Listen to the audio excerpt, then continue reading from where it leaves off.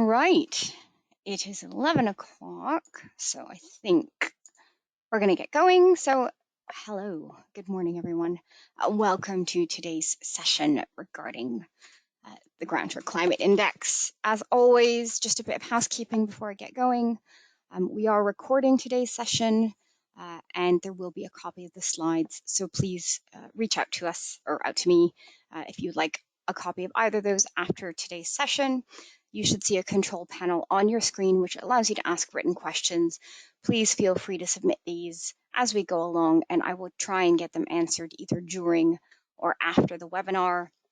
And as always, your feedback is really valuable to us, so there'll be a little feedback survey that should only take you a few seconds to answer, and that will pop up after the webinar as well as in the post session email. Right, so I'm going to be talking a lot about climate change in the first half of this, and just to lay down foundations and context. I think it is fair to say that the recent weather events in the UK and Europe and abroad have been a really interesting example of, our impacts and climate change impacts to our everyday lives. We've had two extreme heat spells now in the last couple of months, and as lovely as it's been, with photos in the media of people going to the beaches and cocktails and whatnot, I think it's very difficult to say that climate change didn't have some factor to play in this, and will continue to play a factor in this, and will have a growing impact on our day-to-day lives. Not just heat waves, but we've had other events like torrential rain and thunderstorms. Last July, I don't know if you guys remember, but there was some extreme flooding in Europe that resulted in over 200 deaths. In other places in the world, like in the US and North America, places like Western Canada hit 49.6 degrees, which really you can't get temperatures like that without having a think about how climate change has actually contributed to these types of extreme temperatures. And if we continue on the trajectory that we are going on in regards to climate change, the UK could potentially be experiencing temperatures of 43 degrees, if not more, on a regular basis by 2050. And that's according to Dr. Tyrone Dunbar, who is the Climate Knowledge Integration Manager at the UK Met Office. And this was actually discussed at one of the first climate change and conveyancing conferences that we held in June of this year. So, and certainly from a personal perspective, as someone who's born in the tropics and spent a large part of my life living in much more warmer and more humid climates than the UK, architecturally, if we're looking at land and buildings in this country, the architecture and the houses and housing in this country aren't currently built for high heat levels. Certainly for older properties, building materials, architectural style that's used here doesn't help when you're trying to expel heat from a building or trying to deflect it altogether. So, I think adoption is definitely key, and we're going to have to adapt to the situation, whether we like it or not. And so when we're looking at climate risks to UK properties and other buildings in this country, we want to be thinking about things like heat stress, flooding, subsidence. That's the reality that we're facing, and that's kind of the stuff that we're looking at now.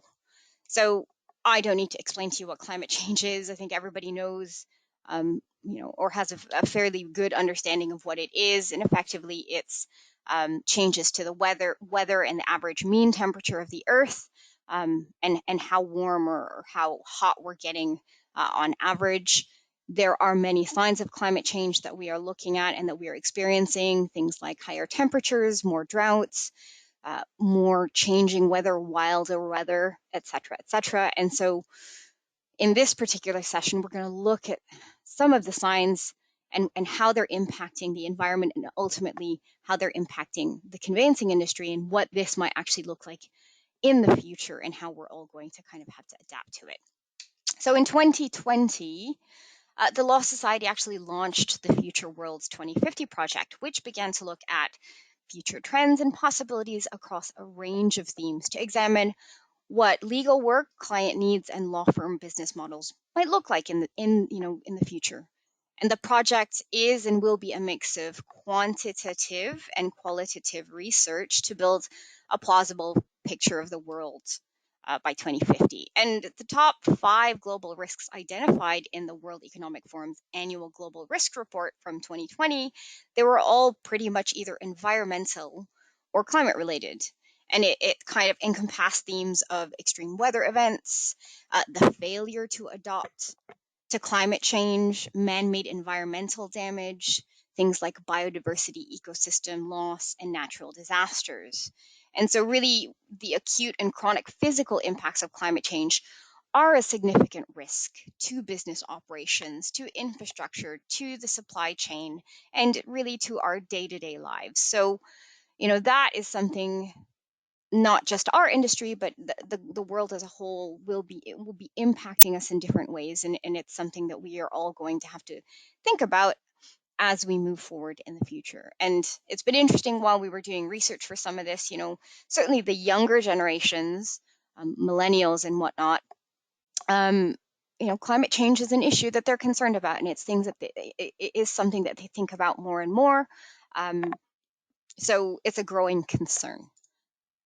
Now, when we look at other parts of the transaction and where we are, so things like banks, insurance, why has this kind of come about? Back in April of 2019, the Bank of England and the Prudential Regulation Authority released its supervisory statement, which basically said enhancing banks and insurers' approaches, or the purpose of it was to enhancing banks and insurers' approaches to managing the financial risk from climate change.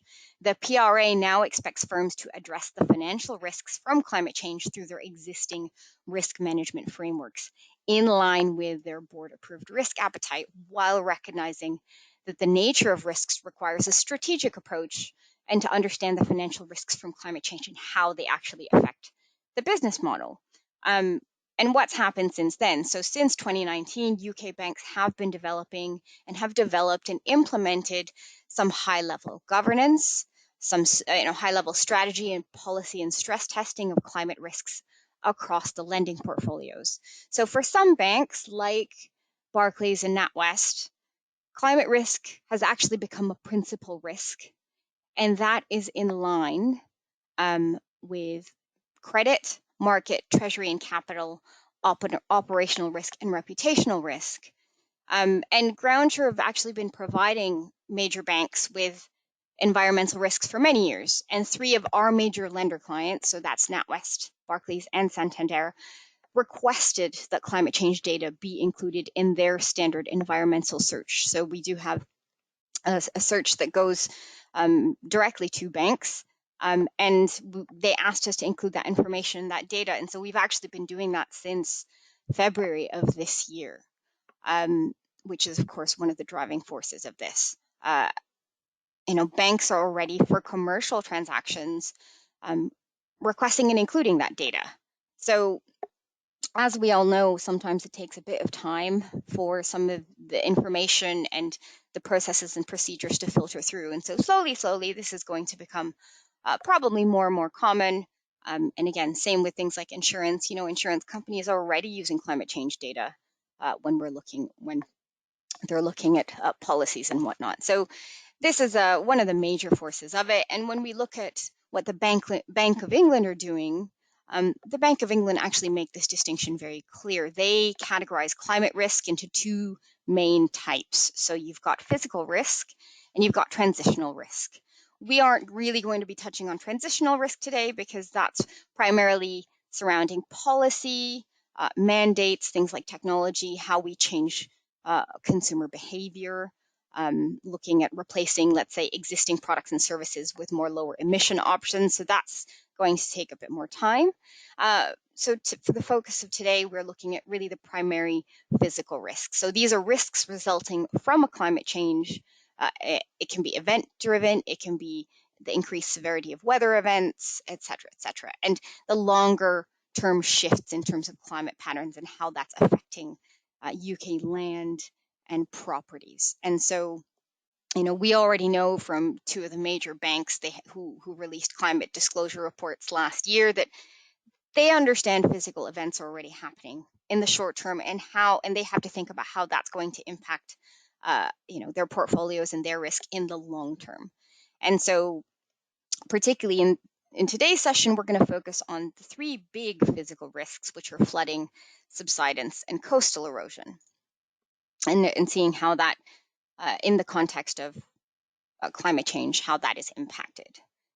Also, since February of 2020, there was a statement that came out from the Chancery Lane Project, basically stating that lawyers should be including a statement on climate risk in the report on title.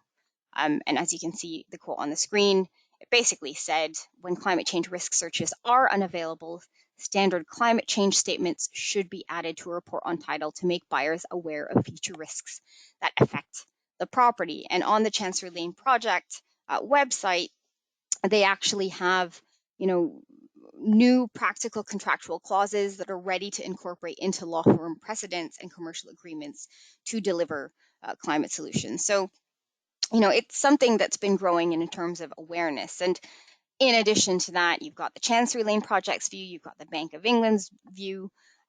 We want to make sure from a liability perspective, you are covered, and we're thinking about the future of property, the future saleability, the insurance, the mortgageability of a property. Those are all growing concerns. We also know that the Law Society is potentially looking to implement a climate change practice note at some point in the future.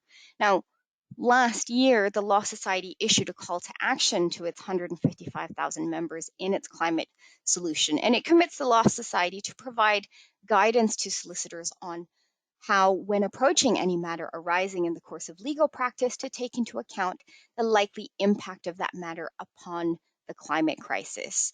So, the Law Society are also ahead of the game and well aware of looking at some of the growing concerns within our industry and whatnot. So there is all sorts of driving forces for this. And you've also got the views of other prominent figures in the industry. We've all seen different viewpoints on why climate risks are important and a growing importance when conveying property. And this was recently backed up by Stephen Tromans, QC, who stated at that climate change and conveyancing conference that solicitors have a legal duty to advise their clients on climate-related risks.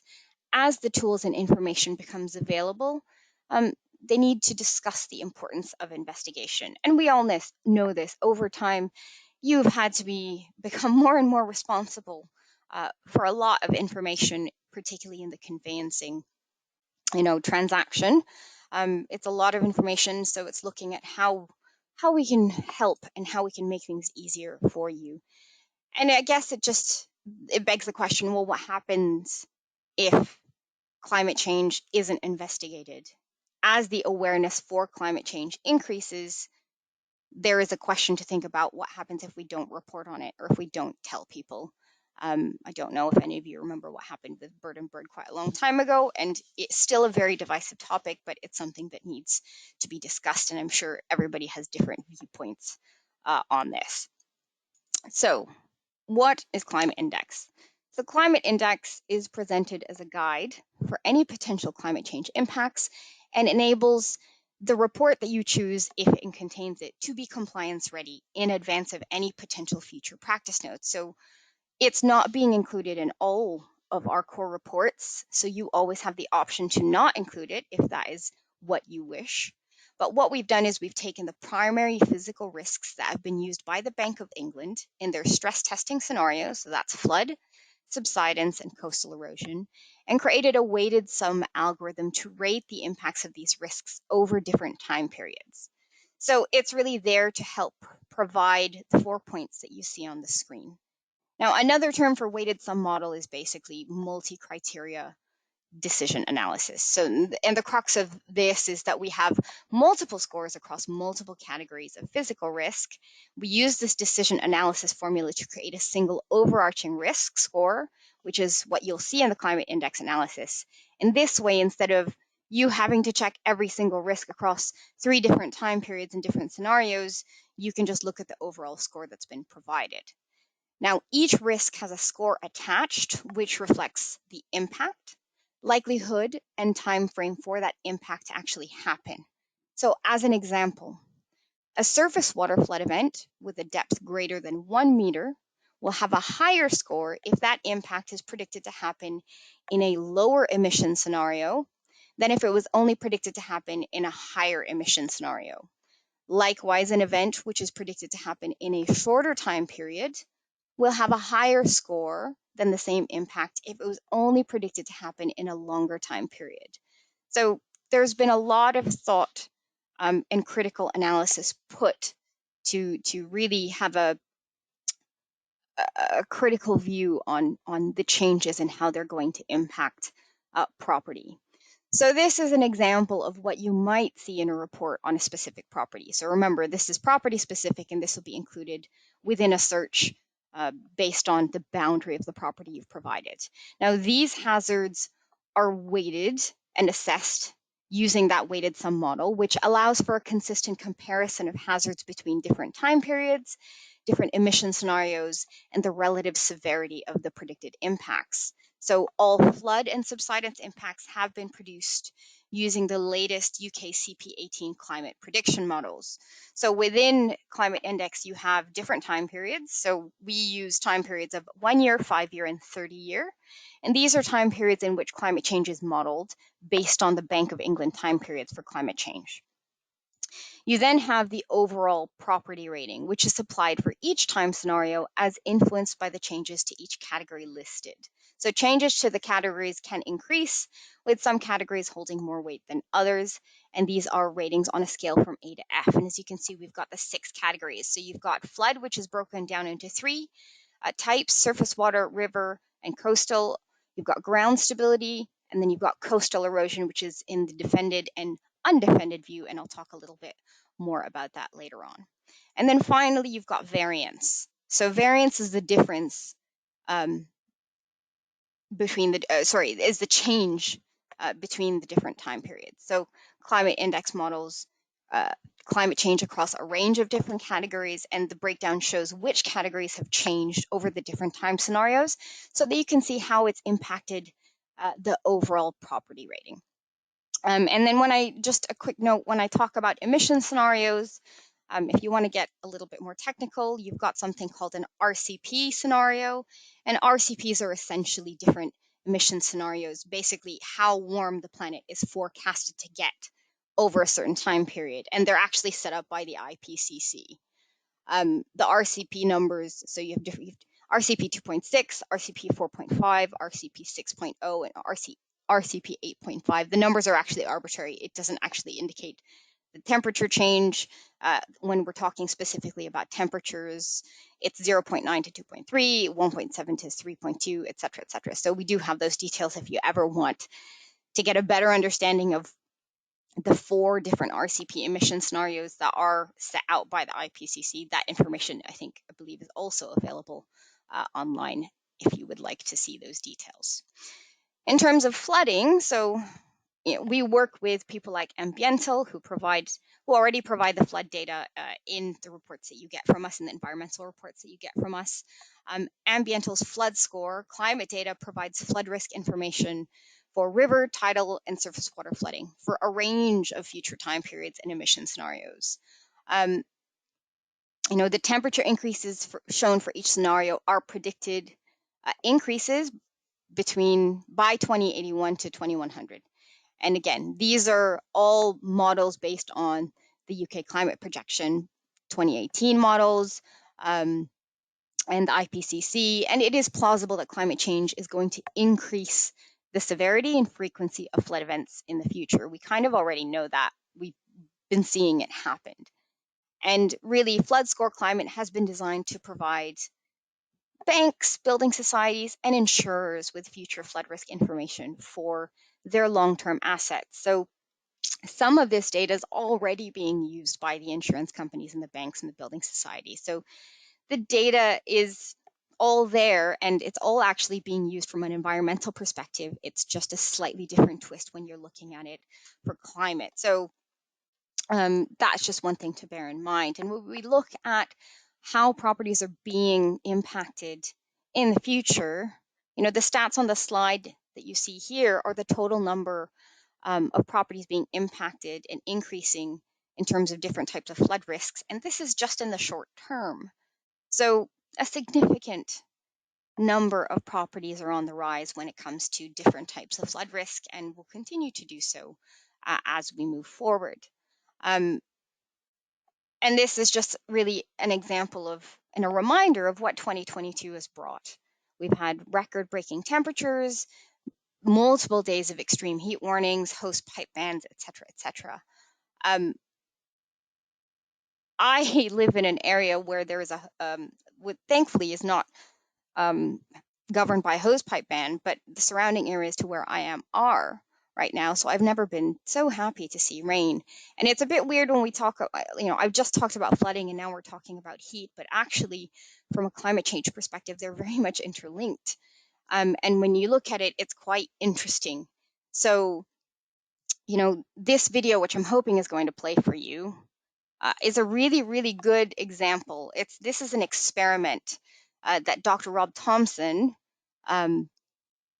of the University of Reading shows how long it takes water to soak into parched ground, illustrating why heavy rainfall after a drought can be dangerous, and it might lead to flash floods.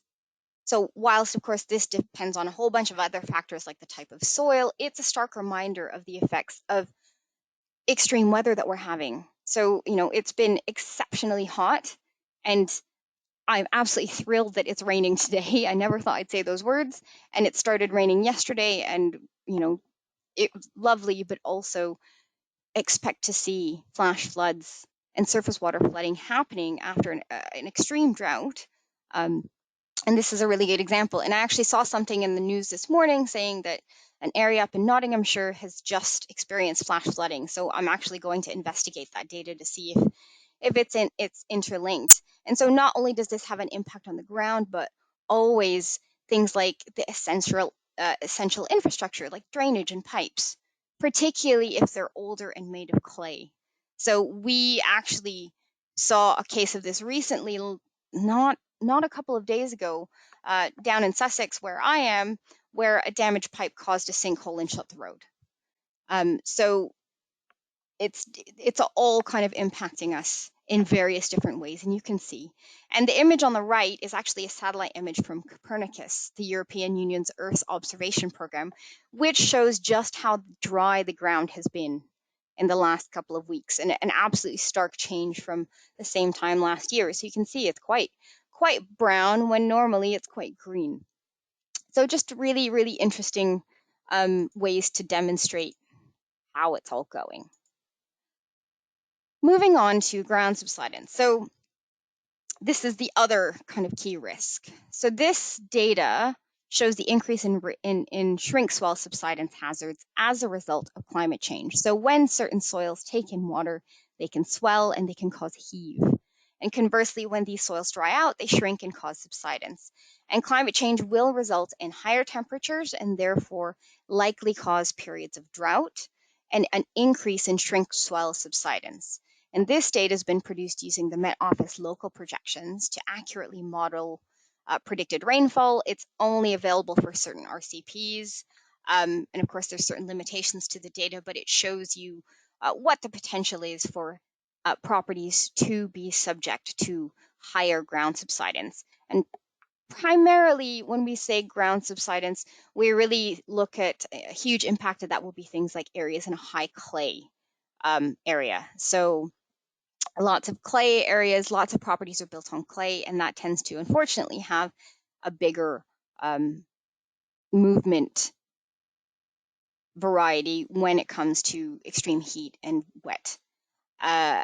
And this slide here, you can see in the short term, you can see the increase of properties at risk of ground subsidence between 1 to 30 years. So again, a fairly significant number when you look at the context of climate change and the more extreme weather we're having. Finally, moving on to coastal erosion. So some of you might have seen this infographic before. It's very, very cool. Everyone says a picture paints 1,000 words. And in the case of Cove Hythe, it really does. Mapping suggests that the coastline at Cove Hythe has retreated around 530 meters since 1883. And the following images are taken from Groundsure's geographical information systems showing the current coastline, Ordnance Survey mapping, and we've overlaid it with historical OS maps and the Environment Agency's National Coastal Erosion Risk Mapping. And really, you can see it tells its own story. Whilst Cove Hythe might only be a small village tucked away in East Suffolk, it tells a fairly stark tale of how weather patterns are eating away at our coastline and impacting upon the lives of many. And so it's estimated, based on the Environment Agency's National Coastal Erosion Risk Mapping, it's estimated that within 50 to 100 years, a further 800 meters of the Cove Hythe coast will be lost, including the 400-year-old St. Andrew's Church. Now, is this the case for everybody that lives along the coast? Of course not. But we also know that certain parts of the country are going to be impacted by coastal erosions more than others. And so if you do have clients that are looking at buying a second home or a summer home by the coast, that's certainly something that needs to be thought of. And so the numbers that you see on the screen are, again, for short-term, no active intervention only. When we talk about coastal erosion, you have two scenarios. You have a shoreline management plan, or an SMP scenario, and a no active intervention scenario. And basically, SMPs mean that there's some type of protection or guards built to stop coastal erosion, to at least slow it down. They can be maintained by the local authorities or the governments, or a combination of the two.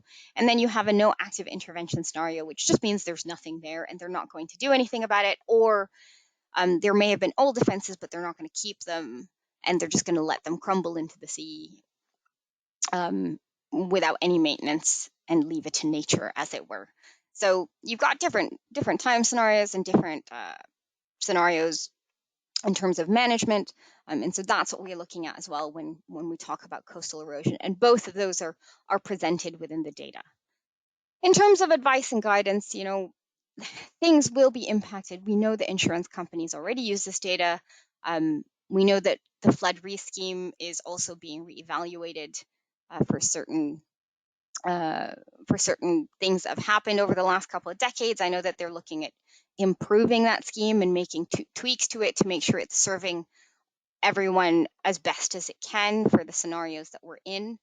And so, if anything, I think it just stresses how important it is for your clients to read the guidance in these reports. And I know you can't force them to read this stuff, but hopefully with a placement of where recommendations are, where it's really right close to the front page and it's literally inside the front cover, they should all be reading guidance and next steps and taking things with a little bit more weight and understanding of what the future impacts of their properties are.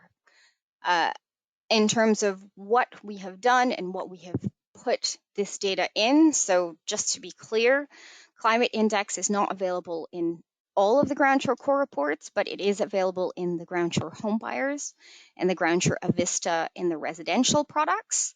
And for commercial, it's available in the Groundshore Screening and the Groundshore Review. So we've tried to make this as simple as possible, and we've actually included the data in the reports as opposed to make it a separate report or a standalone report. There is no extra charge for this. Your price, you don't have to buy anything. It's already there. It's already been included, and it hasn't actually changed the price, and there's no extra cost.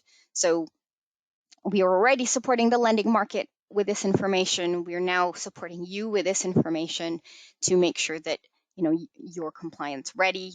And in addition to that, we understand that clients may have lots of questions. So with each report that ClimateIndex is in, we've included a cover page letter to introduce the ClimateIndex module and the information and explain what it is and what it's designed to do, but also made sure that our contact details are there prominently on the front page. Should you or any of your clients have any questions, they can come to us directly, so you don't have to necessarily deal with that yourself if you don't want to.